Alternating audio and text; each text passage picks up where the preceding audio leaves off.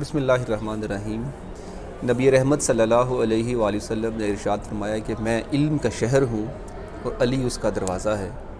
تو جب یہ سٹیٹمنٹ آپ صلی اللہ علیہ وسلم نے ارشاد فرمائی تو حضرت علی رضی اللہ تعالیٰ عنہ کے لیے بہت سے چیلنجز آپ کی لائف میں آئے۔ تو کیونکہ جو یہودی تھے اس ٹائم کے جو کفار تھے وہ اس بات پہ بلیو کرتے تھے کہ یہ اللہ کے رسول ہیں، مانتے تھے، چاہے وہ کہتے تھے یا تسلیم کرتے تھے، اعلان اقرار نہیں کرتے تھے، وہ ایک الگ بات تھی، لیکن وہ یہ ضرور جانتے تھے کہ یہ اللہ کے نبی ہیں اور جو انہوں نے کہنا ہے یا جو یہ کہتے ہیں وہ حق ہے، وہ ہو کے رہتا ہے، اور جو ان سے پوچھیں، جو ان سے ڈسکس کریں، اس کا سلوشن سب نبی رحمت صلی اللہ علیہ وآلہ وسلم ارشاد فرماتے ہیں۔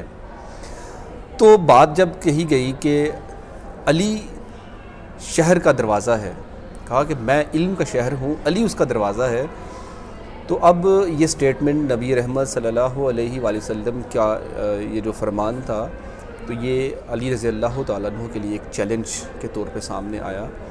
تو یہودیوں نے کہا کہ چلیں اب تو حضرت علی رضی اللہ تعالیٰ عنہ سے ہم کوسچننگ کریں گے، تو ان سے ہم جو ہے حضرت علی رضی اللہ تعالیٰ عنہ سے ایسا سوال کریں گے کہ آپ کو شکست ہوگی، اور یہ شکست علی کی شکست نبی کی شکست ہوگی، معاذ اللہ انہوں نے یہ ارادہ کیا۔ تو آپ کی زندگی میں پھر بہت سے سوالات آتے رہے، تو جس کو میرے نبی فرما دیں کہ یہ میں علم کا شہر، یہ اس کا دروازہ ہے، تو اس کے علم کی بھی پھر کیا بات ہوگی۔ تو یہودی تو اس بات کو نہیں جانتے تھے کہ حضرت علی رضی اللہ تعالیٰ عنہ کس مرتبے پہ فائز ہیں۔ تو یہودیوں نے کہا چلیں نہیں، ہم وہ بیٹھے کوئی کافی دن لگا کے، ان کا ایک جو کافی لوگ بیٹھے، گروپ بیٹھا، ایک کوسچن انہوں نے پلان کیا اور کہا چلے اس سوال کو حضرت علی رضی اللہ تعالیٰ عنہ کے سامنے رکھیں گے، تو آپ اس سوال کا جواب نہیں دے پائیں گے اور ہم ان کی انسلٹ کریں گے، معاذ اللہ، استغفر اللہ، یہ ان کا منصوبہ تھا۔ تو وہ یہودی، وہ گروپ حضرت علی رضی اللہ تعالیٰ عنہ کی بارگاہ میں تشریف لے آیا، کہا کہ اے علی آپ سے ایک سوال ہے، آپ اس کا جواب دیں۔ تو حضرت علی رضی اللہ تعالیٰ عنہ اس ٹائم نماز کے لیے تشریف لے جا رہے تھے، تو انہوں نے دیکھا کہ یہ تھوڑے سے وقت میں حضرت علی رضی اللہ تعالیٰ عنہ جواب نہیں دے پائیں گے، ان کے نماز جاری ہوگی، ان کو نماز کی بھی ہوگی فکر کہ نماز ادا کرنی ہے ٹائملی، تو ان سے اس ٹائم پہ سوال پوچھیں گے تاکہ یہ جواب نہ دے پائیں، ہم پھر ان کا مذاق اڑائیں گے۔ تو حضرت علی رضی اللہ تعالیٰ عنہ نے فرمایا کہ پوچھے سوال، کیا ہے آپ کا سوال؟ تو انہوں نے طنزاً کہا کہ علی سوال بہت مشکل ہے، آپ دیکھ لینا، آپ جواب دے دیں گے۔ تو جب حضرت علی رضی اللہ تعالیٰ عنہ جب انہوں نے یہ سٹیٹمنٹ سنی یہودیوں کی، تو آپ نے فرمایا اچھا اگر یہ بات ہے، اس سوال کا جواب میرا بیٹا حسن دے گا۔ وہ پریشان ہو گئی یہودیوں، کہتے کہ بھئی مولا کائنات، مطلب ہم آپ کی بارگاہ میں سوال لے کے آئے، آپ کہہ رہے بیٹا حسن دے گا، سوال بہت مشکل ہے۔ تو حضرت حسن تو بچے ہیں چھوٹے، ابھی 6 سال کی ان کی عمر ہے، 6-7 سال کا مبیش ان کی ایج ہے، وہ کیا اس کا آنسر دیں گے؟ حضرت علی رضی اللہ تعالیٰ عنہ نے ارشاد فرمایا کہ میرا بیٹا حسن ہی اس کا جواب دے گا، بیٹا حسن سوال ہے، اس کا جواب دو۔ تو وہ انہوں نے اس میں اپنی انسلٹ فیل کی یہودیوں نے کہ بھئی ہم سوال علی کے پاس لے کے آئے ہیں، یہ اپنے بیٹے کے پاس بھی، ہماری اس میں انسلٹ ہے۔ تو لہٰذا حضرت حسن رضی اللہ تعالیٰ عنہ نے ارشاد فرمایا کہ اپنا سوال بتائیں۔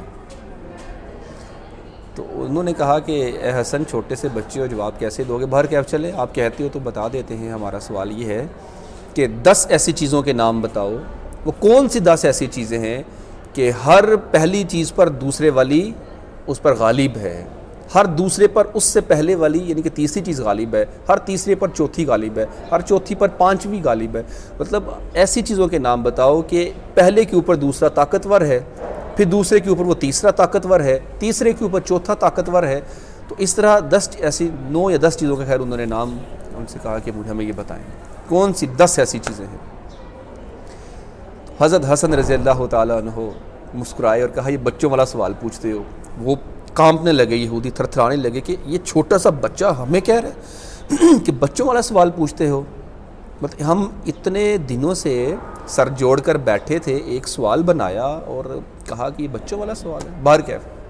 امام حسن نے ارشاد فرمایا کہ سنو، مٹی کا ڈیلا، ایک مٹی کا ڈیلا، اس پر پتھر غالب ہے کہ پتھر مٹی کے ڈھیلے کو ماریں تو مٹی کا ڈیلا ٹوٹ جاتا ہے، پتھر اس سے پاورفل ہوتا ہے۔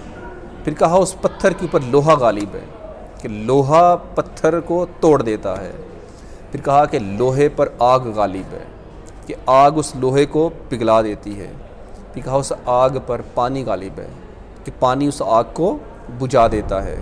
پھر کہا اس پانی پر بادل غالب ہیں کہ اسے بخارات بنا کر اوپر لے جاتے ہیں۔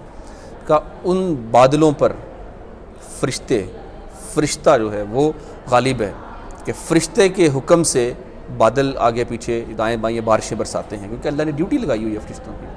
پھر کہا ان فرشتوں پر بھی موت غالب ہے، آ سکتی ہے، تو اس موت پر اللہ غالب ہے اور اللہ کے اوپر کوئی بھی نہیں ہے۔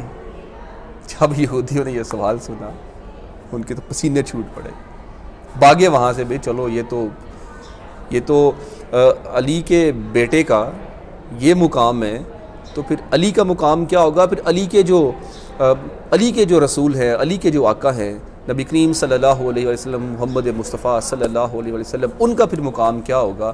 وہ یہودی وہاں سے دم دبا کر بھاگتے چلے۔ تو یہ ہے مولا کائنات رضی اللہ تعالیٰ عنہ کا علم کہ ابھی ان کے شہزادے نے یہودیوں کے ان سوالات کے جواب ارشاد فرما دیا ہے۔